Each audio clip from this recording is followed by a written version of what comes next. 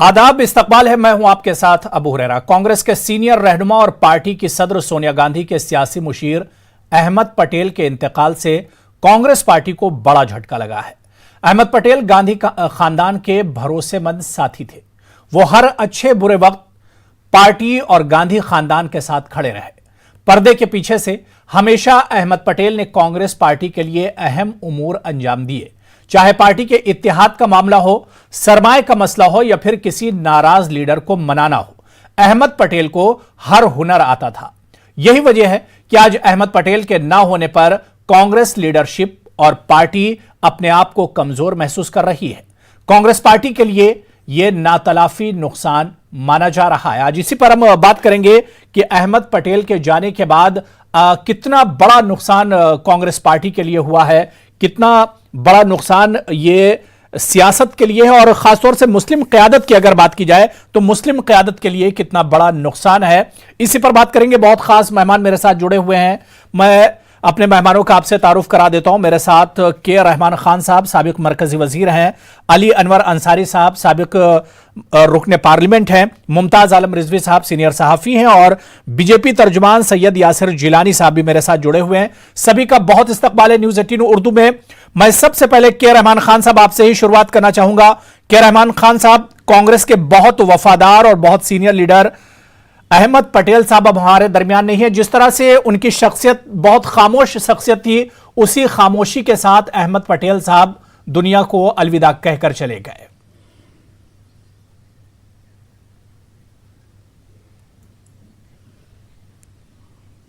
जनाब अहमद पटेल साहब आज हमारे बीच में नहीं है।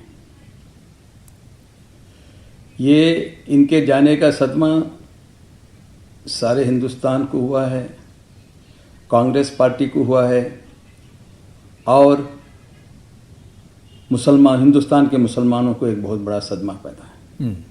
अहमद पटेल साहब एक ऐसी शख्सियत थे जो शायद तारीख में ऐसे शख्सियतें बहुत कम पैदा होते हैं। इनकी शख्सियत एक तरफ कांग्रेस पार्टी के रहनुमा, दूसरी तरफ एक अच्छे सियासतदान, स्टेट्समैन और एक कौम के हमदर्द, मुसलमानों के हमदर्द, मुसलमानों के मसाइल के साथ दिलचस्पी। तो ये जो शख्सियत इनकी थी, ऐसी शख्सियत आज शायद मेरी 50 साल सियासी ज़िंदगी में कोई मुझे दूसरा इंसान नज़र नहीं आ रहा है हिंदुस्तान के ज़िया में। तो अहमद पटेल की अहमियत आज हिंदुस्तान में हर तरह से कमी महसूस हो रही है, खासकर कांग्रेस के लिए। जब कांग्रेस कठिन दौर से गुजर रही है जी, इस वक्त उनका दुनिया से चला जाना बहुत ही एक कांग्रेस के लिए एक बहुत बड़ी परेशानी के बायस है और मुल्क के लिए भी एक परेशानी के बायस है। और ख़ासकर मिलत इस्लामिया के लिए एक ऐसा रहनुमा हमारे बीच से चला गया जिसके दिल में मिल्लत का दर्द कूट कूट के भरा हुआ था। तो मैं समझता हूँ कि ये खुला पार करना यानी बहुत दुश्वार है। इंशाअल्लाह अल्लाह से उम्मीद है कि अल्लाह कोई राहबर हमको भेज देगा, मगर इनकी याद हमेशा ताज़ा रहेगी। हर दुनिया में, हिस्ट्री में ये एक जिंदा मिसाल रहेंगे। बिल्कुल। मैं अली अनवर साहब आपके पास आना चाहूंगा। अली अनवर साहब, क्योंकि राज्यसभा में एक तरफ अहमद पटेल साहब भी आपके साथ हुआ करते थे और उस वक्त आप भी राज्यसभा में हुआ करते थे।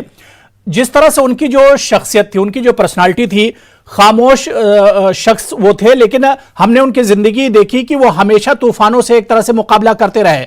खामोश जिंदगी उन्होंने जरूर गुजारी, लेकिन पर्दे के पीछे उन्होंने बहुत बड़े बड़े काम किए। बिल्कुल सही कहा अबू हुरैरा साहब आपने। तो सबसे पहले तो मैं जनाब अहमद पटेल साहब को खराजे अकीदत पेश करता हूँ। और देखिए, उनके पुराने साथी और हम लोगों के भी लीडर हैं जनाब के रहमान खान साहब, उनकी शख्सियत के बारे में बहुत मुख्तसर में सारी बातें रखी हैं और उनकी पूरी शख्सियत पर एक फ्लाइंग व्यू जिसको कहिए उन्होंने दिया। बिल्कुल सही कहा है, मैं एग्री करता हूं उनकी बातों से। और देखिए इतना लंबा 40 साल उनकी सियासी उनकी जिंदगी है और उसमें 3 बार गुजरात के भरूच से लोकसभा में जीत करके आए और ये 5वीं बार वो राज्यसभा में आए कांग्रेस की तरफ से।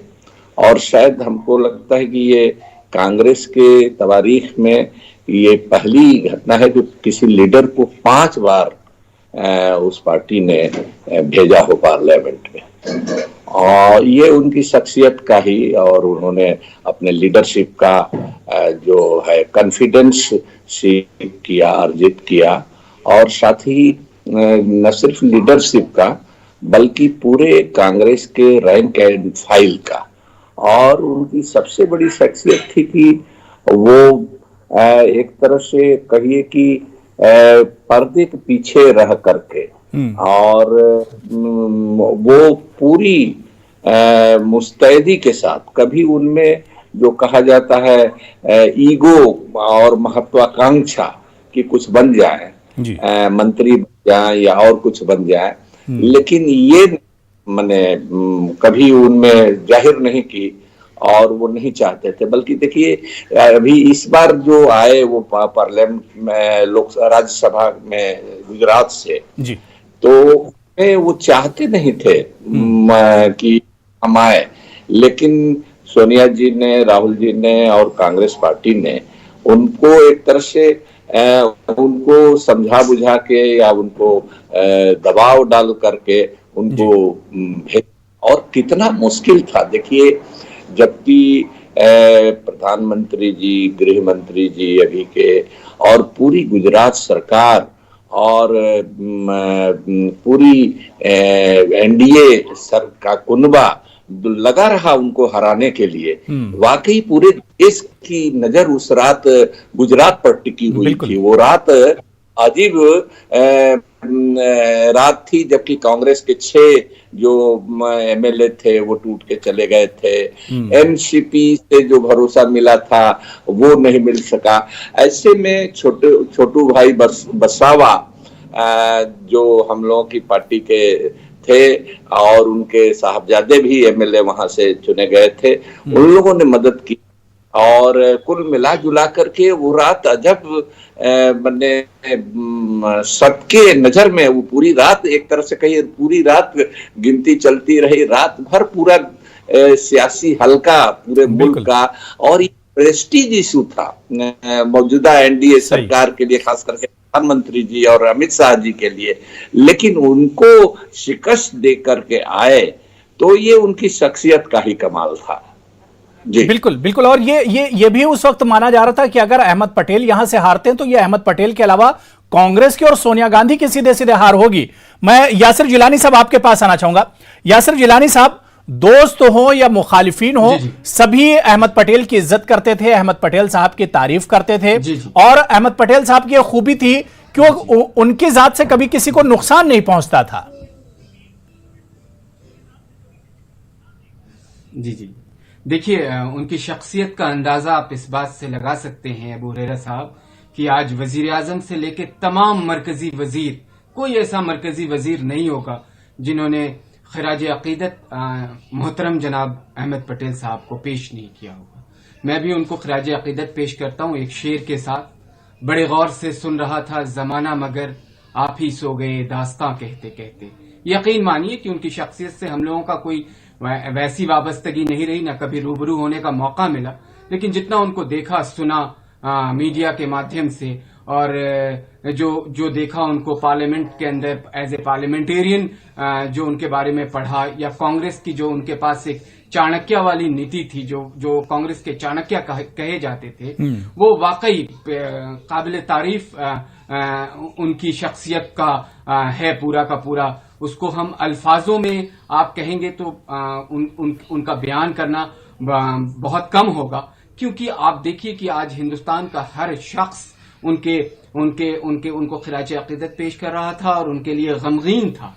और मैं, क्योंकि ये वक्त ऐसा नहीं है कि कोई उनके ऐसी सियासत या ऐसी सियासी बातें कही जाएं जिसमें उनकी हार और उनकी जीत और उनका अब तो उन्हें मौला हमारे अल्लाह तबारक ताला जब वो जन्नतुल फिरदौस में जाएं तो हम सब उनके लिए उनके दर्जात को बुलंद करने के लिए हर नमाज में दुआ करें, उन्हें जन्नतुल फिरदौस में आला से आला मुकाम का हश्र हासिल हो। इसके लिए हम हर नमाज में हमारी कोशिश है कि मेरे जो व्यूअर्स देख रहे हैं, मैं उनको अपनी तरफ से मैसेज दे रहा हूं कि आप उनके लिए दुआ करें कि उनकी मग़फ़िरत हो। और वाकई बेहद जबरदस्त शख्सियत, कांग्रेस पार्टी के लिए एक बहुत बड़ी क्षति, बहुत बड़ा नुकसान। और इस तरह की शख्सियत वाकई बहुत कम कांग्रेस पार्टी में अब देखने को मिलेगी, क्योंकि हर मौजू को जिस तरीके से वो संभालते थे, चाहे वो हमारे बीच का मुहज्जब माशरा, हमारे बीच के दानिश्वर हों, उनके साथ उनकी जो एक ट्यूनिंग थी, या हमारे माशरे के अंतिम छोर पे खड़े हुए इंसान हों, उनके साथ जो उनकी ट्यूनिंग थी बेहद जबरदस्त थी। और खास करके अपोजिशन के लोग, बिल्कुल जाहिर सी बात है कि खूबियों का एक मजमुआ थे एक तरह से अहमद पटेल साहब, जो हमारे दरमियान अब नहीं रहे। मैं मुमताज आलम रिजवी साहब आपके पास आना चाहूंगा।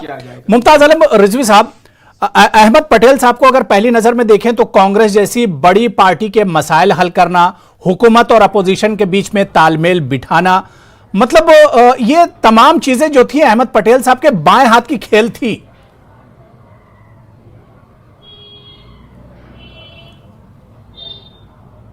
नहीं, बिल्कुल मैं उन्हें सबसे पहले खराज अकीदत पेश करूंगा। दो शख्सियतें हमारे दरमियान से गई हैं, एक मौलाना कल्बे सादिक साहब और दूसरी सियासी शख्सियत अहमद पटेल साहब। यकीनन कौमी सियासत के वो सुतून थे और सियासत में सादगी के अलमबरदार थे बेशक, और वो वाकई चाणक्य थे, दानिश्वर थे, जिसका इतराफ आज सोनिया गांधी ने खुलकर किया और राहुल गांधी ने भी किया और प्रियंका गांधी ने भी किया कि कैसे वो उनसे मशवरे लेते थे और कैसे जब वो मुश्किल दौर, और खुद साबिक वजीर आजम डॉक्टर मनमोहन सिंह ने भी इसका एतराफ़ किया है कि मुश्किल वक्त में कैसे अहमद पटेल नाखुदा बन जाते थे और हुकूमत हो या पार्टी दोनों की कश्ती पार लगाते थे। इसमें कोई शक नहीं है कि वो बहुत ही ज़हीन और सादा तबीयत के इंसान थे। और 15 साल अगर वो कांग्रेस सदर सोनिया गांधी के सियासी मुशीर रहे और फिर अभी आकर के वो मुशावरत करते थे प्रियंका गांधी और राहुल गांधी की, तो ये अपने आप में एक बड़ी कामयाबी है कि मैं एक शेर पढ़ूंगा उनके लिए कि जिंदा रहता है ज़माने में अमल और किरदार, जिंदा रहता है ज़माने में अमल और किरदार, रूह का क्या है किसी वक्त निकल जाएगी। तो इंसान का जो काम होता है, जो उसका कारनामा होता है, वही याद किया जाता है। और यकीनन ये बात बिल्कुल सही है कि आज जब वीआईपी कल्चर की बात हो रही है कांग्रेस में, तो उनके दरमियान जो एक सादा तबीयत का लीडर था, जो रहनुमा था, वो उनके दरमियान से रुखसत हो रहा है। अहमद पटेल को हम लोगों ने देखा कि वो वाकई अपोजिशन में होते हुए भी आप देखें कि वो गैर मुतनाज़ा शख्सियत थे, कहीं कोई तनाज़ा नहीं मिलेगा। फिर उनको प्रोग्रामों में हमने देखा है कि जब वो हुकूमत में थे और जब अहमद पटेल साहब की तूती बोलती थी तो वो किसी भी फंक्शन में सिर्फ तन्हा एक एम्बेसडर में चले जाते थे और लोगों को पता भी नहीं चलता था कि अहमद पटेल साहब आ गए, और बाद में फिर जब मालूम होता था तो लोग दौड़कर, ये मैं अपने आंखों की देखी बता रहा हूं। और कई बार उनके घर जाने का मौका मिला, जब वो इख्तदार में थे तब भी, और जब अभी इख्तदार में नहीं थे अपोजिशन में तब भी। उनकी जो पहले जैसी पोजीशन आज भी थी, आज भी डिसिप्लिन उनके यहाँ था। और उनके यहाँ जो सबसे बड़ी खूबी थी और जो उनको सियासत में उनको कामयाब बनाया, वो ये थी कि वो राज मतलब रखते थे।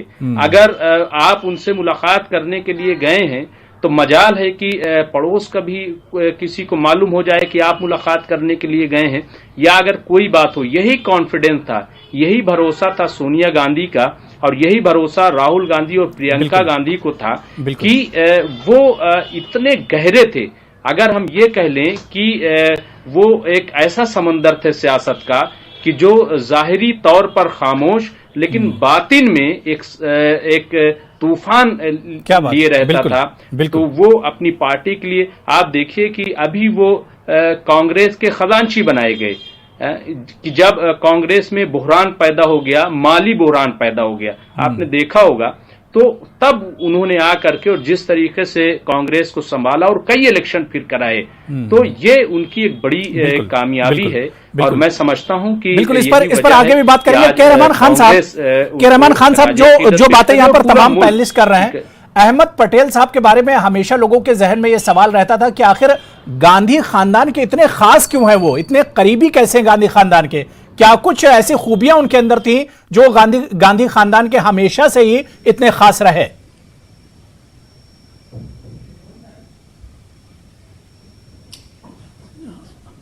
देखिए, अहमद पटेल साहब की शख्सियत के 3 पहलू जैसे कि मैं पहले आपके सामने में रखा।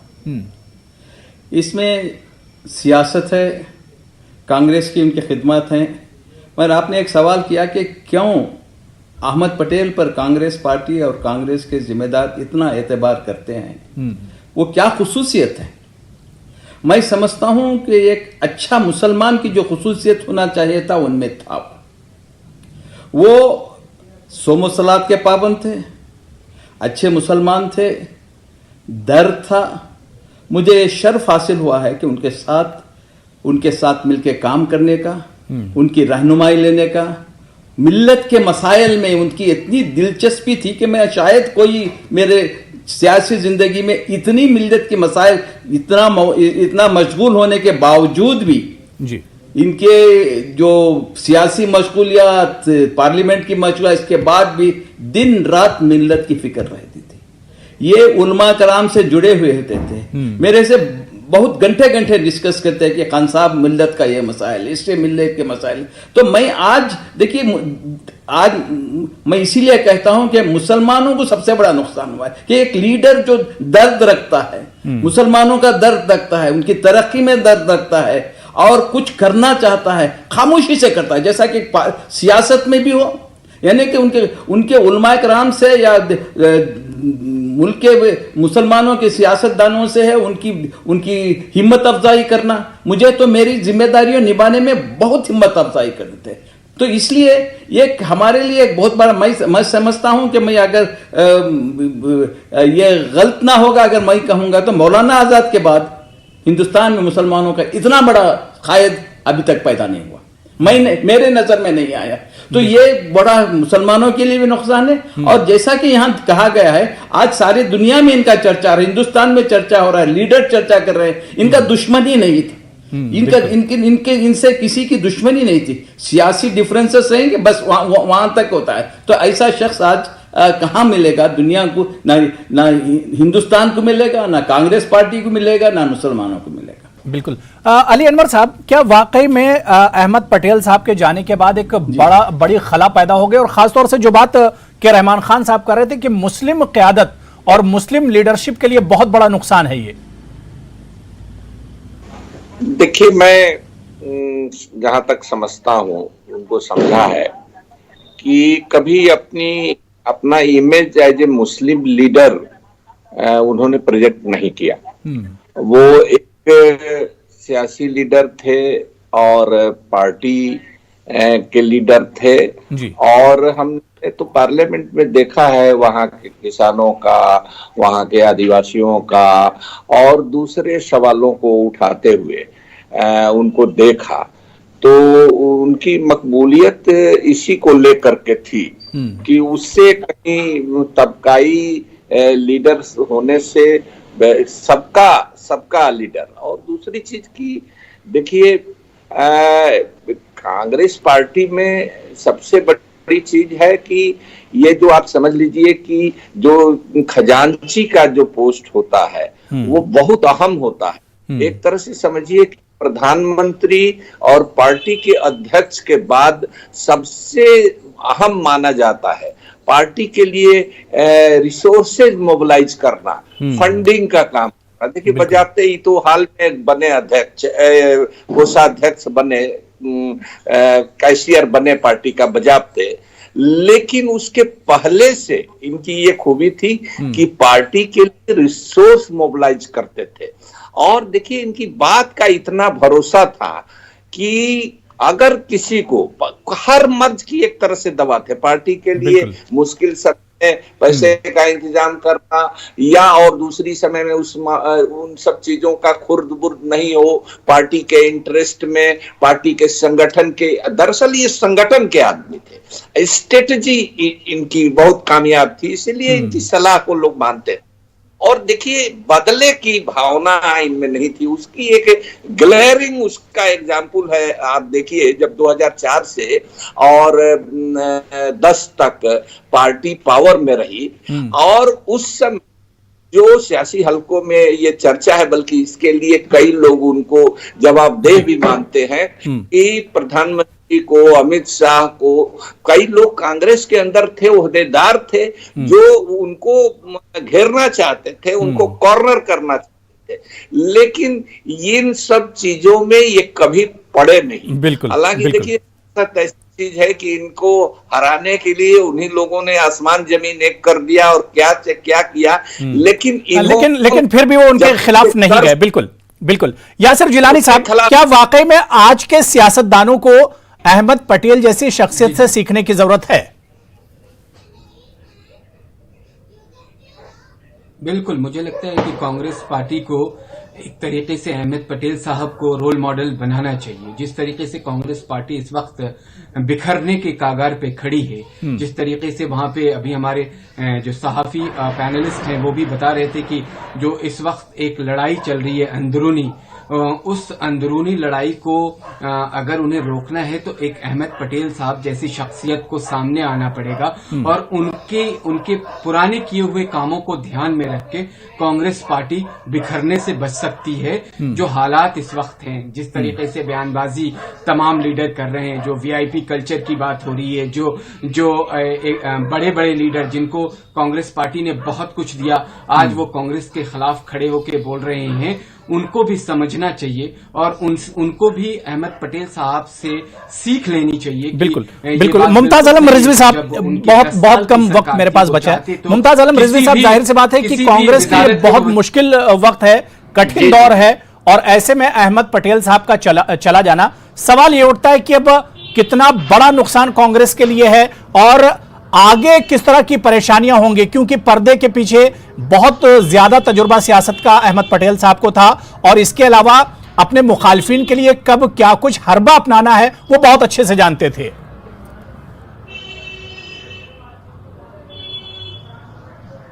नहीं, बिल्कुल कांग्रेस को एक बड़ी मुश्किल होगी, क्योंकि सोनिया गांधी हो, राहुल गांधी हो, प्रियंका गांधी हो, इनको ये यकीन न रहा होगा कि 71 साल के अहमद पटेल उनके दरमियान नहीं रहेंगे और इन हालात में वो यकीनन अहमद पटेल के मुंतजिर रहे होंगे कि वो जल्दी से जल्दी सेहतयाब हो जाएं ताकि जो पार्टी में इंतशार बरपा है उसको खत्म करें, क्योंकि अहमद पटेल एक तरीके से ब्रिज का काम करते थे। वो ब्रिज का काम करते थे और वो जो भी इख्तलाफ होता था बड़ी खामोशी से उसको खत्म करते थे और उसमें कामयाब होते थे।